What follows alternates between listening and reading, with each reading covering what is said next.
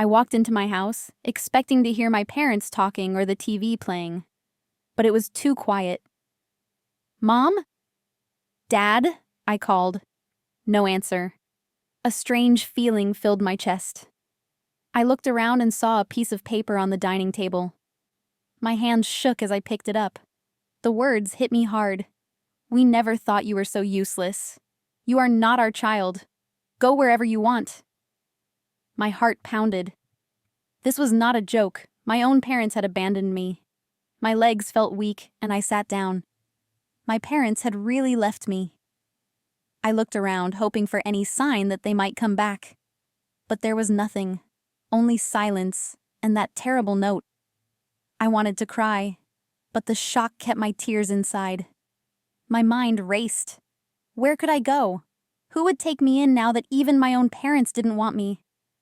I felt completely alone in the world. Then, one name came to my mind. Mizu Hansen, my violin teacher. Without thinking twice, I grabbed my violin case and ran. The streets blurred as I rushed through them, my chest heavy with fear.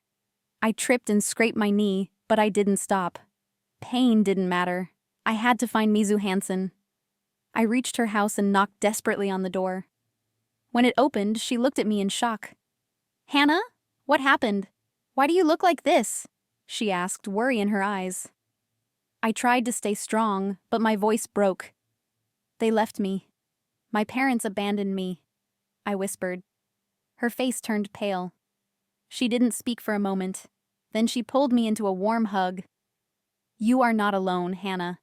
You are not useless. You have talent, and I will take care of you." Her kindness melted my last bit of strength, and I started crying. She held me as I sobbed, whispering comforting words. For the first time that night, I felt safe. Mizu Hansen and her husband took me in without hesitation. They gave me food, a warm place to sleep, and something I hadn't felt in a long time: love. The next morning, she placed the note on the table. "There's a second page," she said softly. My heart raced as I turned it over. The words made my stomach drop. "We left you with your grandmother. Don't look for us." They had abandoned me completely. My grandmother. I had never been close to her. She was always cold and distant. Mizu Hansen saw the fear on my face. "I called her," she said. "She refused to take you in. She said she can't handle the responsibility." My chest tightened. Even she didn't want me. I felt like a broken toy, tossed away by everyone. But then, Mizu Hansen reached for my hand. "Then you will stay here with us," she said. "We will take care of you." My eyes filled with tears. Someone still cared. Days turned into weeks, and I slowly got used to my new life. But something inside me had changed. I had always loved the violin, but now I needed to prove something. I practiced harder than ever, letting all my pain and anger out through the music. "You have a gift, Hannah," Mizu Hansen told me. "If you work hard, you can become a great musician, even greater than your sister." My sister. The one my parents always praised. I clenched my fists. I would make them regret leaving me. Years passed, and my skills grew. At 18, I was invited to perform at a big concert. It was my time to shine. But as I stood backstage, my breath caught. I saw them, my parents. They looked older, but I knew them instantly. My stomach turned. Why were they here? Did they come to see me fail? I pushed the thoughts away. This was my night. I wouldn't let them ruin it. I stepped onto the stage, gripping my violin. I played with all my heart, pouring every emotion into the music. The hall was silent. Then suddenly, applause erupted. A standing ovation.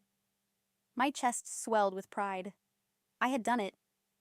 But when I looked at my parents, I saw something I hadn't expected: regret. After the concert, they approached me. "Hannah," my mother said hesitantly, "your performance was beautiful." I crossed my arms. "Why are you here?" I asked coldly. My father sighed. Mandy quit playing. We made a mistake. A mistake. That's what they called it. As if abandoning me was just a small error. I laughed bitterly. Now that your perfect daughter quit, you suddenly remember me? They didn't answer. Anger burned inside me. I don't need you, I said. I made it without you. My mother's eyes filled with tears. Please, Hannah, we truly regret what we did. I looked at them, the people who left me behind like I was nothing. Regret doesn't erase the past, I said, and it doesn't change who you are. I turned and walked away.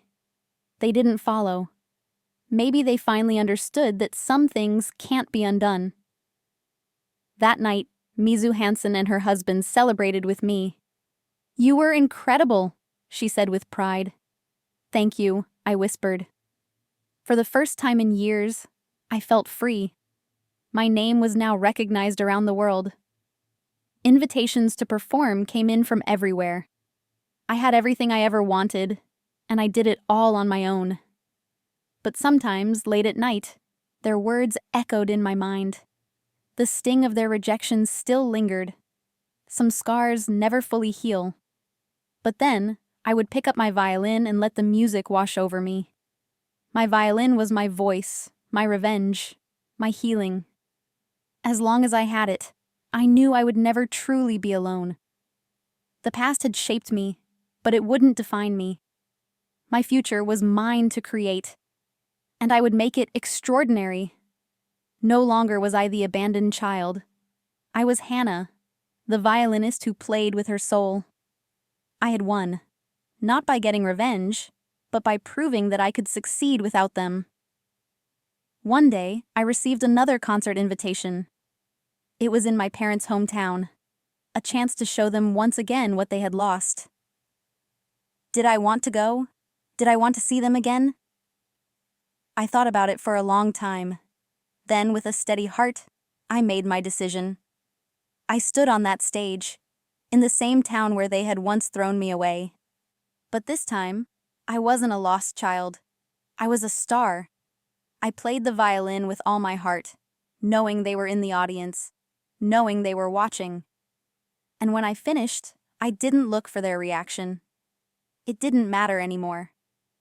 As I walked off the stage, I knew one thing for sure. I had found my place in the world.